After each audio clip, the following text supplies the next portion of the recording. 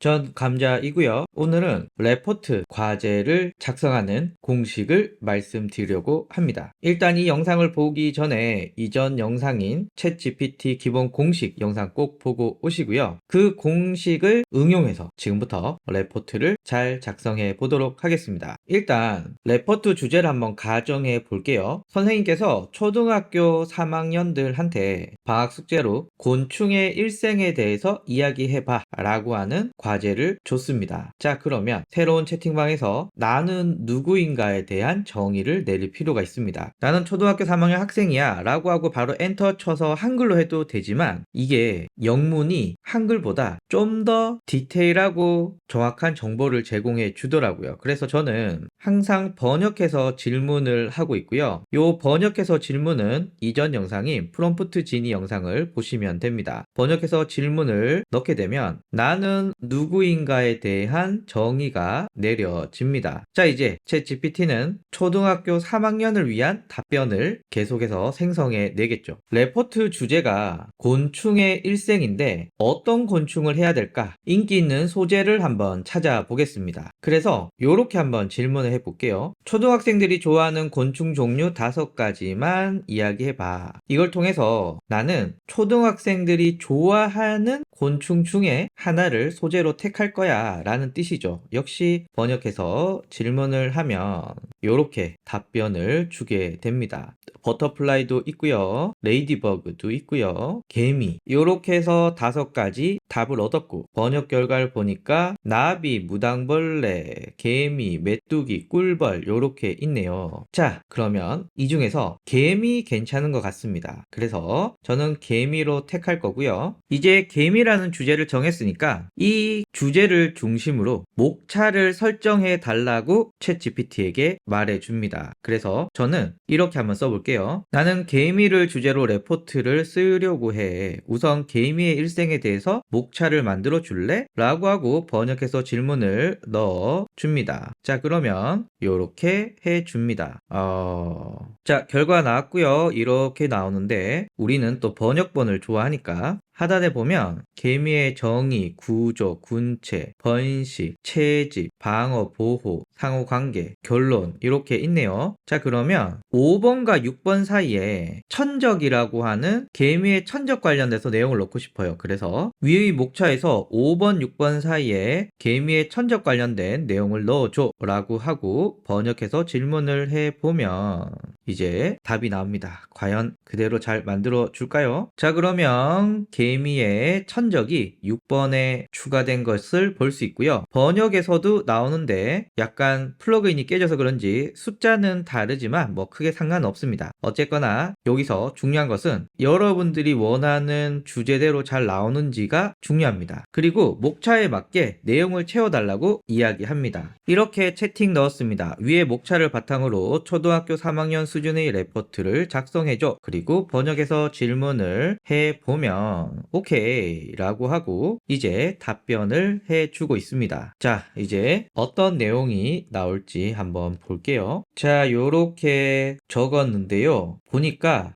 내용이 좀 짧은 것 같아요. 그래서 위에 내용이 마음에 들어. 다만 길이를 A4 용지 3장 정도로 수정해줘 라고 하고 번역해서 질문을 해보면 이제 결과가 나오게 되겠죠. A4 용지 3장이니까 확실히 길긴 하네요. 자, 요렇게 결론까지 나왔습니다. 답은 요렇게. 다만 여기서 좀 주의할 점은 영어로 A4 용지 3장이랑 한글로 A4 용지 3장은 좀 다르기 때문에 그건 좀 참고해 주시고요. 자, 그리고 약간 더 레포트를 맛깔나게 만들기 위해서 요런 걸 추가해 볼게요. 레포트 앞부분에 나와 개미라는 목차로 나는 어린 시절 개미와 많은 장난을 치며 즐겁게 놀았다는 내용을 추가해줘 라고 해서 한번 질문을 해보죠. 자, 그러면 답이 나왔는데 저는 여기 레포트 내용이 늘어나길 원했는데 목차가 나왔네요. 그러면은 또 수정해서 다시 질문 한번 해보죠. 위의 긴 버전 레포트의 앞부분에 이런 내용을 넣어줘 라고 하고 번역해서 질문을 해보면 자, 요런 질문을 해 주는 것 같습니다. 대충 보고 있는데 나는 어렸을 때 개미랑 많이 놀았다 라는 내용이 위에 있네요. 이제 한번 결과값을 보죠. 결론까지 내려지고 있고요. 이제 나오고 있습니다. 자, 그러면 개미와 놀면서 즐거웠다. 뭐 요런 내용들이 나옵니다. 자, 요렇게 디테일하게 여러분들이 원하시는 대로 수정을 해 주시면 되고요. 자, 그리고 이 번역을 여러분들이 그대로 쓰기는 조금 자연스럽지가 않습니다. 그래서 저는 요 디플이라고 하는 서비스를 추천드립니다. 무료로 사용할 수 있고 제가 볼 때는 가장 구어체 형식으로 잘 번역하는 것 같아요. 그래서 여기서 요 부분들을 복사해서 디플에 넣어 보도록 하죠. 자, 그러면 결과가 나오는데요. 자, 요렇게 결과값이 나왔고요. 확실히 더 자연스러운 것 같습니다. 자, 요걸 보면서 여러분들이 추가하고 빼고 해서 만드시면 되고요. 갑자기 요런 거 해보고 싶네요. 위에 레포트를 곤충을 전공하고 있는 대학생 수준으로 바꿔줘 라고 해서 요렇게 질문을 한번 해보면은 얼마나 수준이 높아지는지 한번 볼까요? 일단 단어가 굉장히 전문적인 단어들이 나오는 것 같습니다.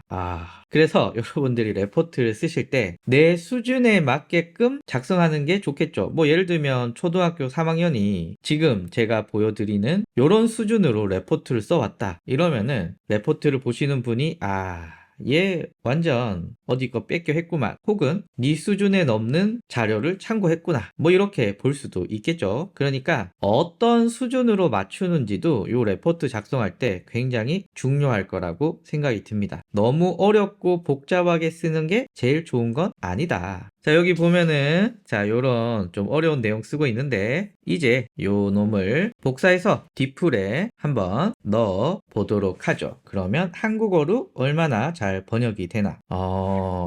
자, 요렇게 되고 있고요. 확실히 다르네요. 분절된 몸을 가지고 있다. 키틴질의 외골격. 요런 걸 초등학교 3학년이 알지도 못하겠죠. 그래서 요렇게 여러분들의 수준에 맞는 레포트를 작성을 해 주시면 된다. 자, 그러면 정리 한번 해 볼게요. 일단 여러분들의 수준이 어느 정도인지, 그리고 어떤 소재를 정할 건지, 그리고 목차를 정하고 이 목차 중에 추가할 거, 뺄 거 이렇게 넣어 주시면 되고, 이 목차를 기반으로 레포트를 작성하고 경우에 따라서 레포트의 형식, 레포트의 길이 뭐 이런 것들을 정할 수 있고, 레포트 내용도 위치를 지정해서 이런 내용을 추가해줘, 이런 내용을 빼줘, 이렇게 꾸민 다음에 이 최종 레포트를 영어 부분을 복사해서 이 디플이라고 하는 사이트에 넣어주시면 된다. 끝입니다.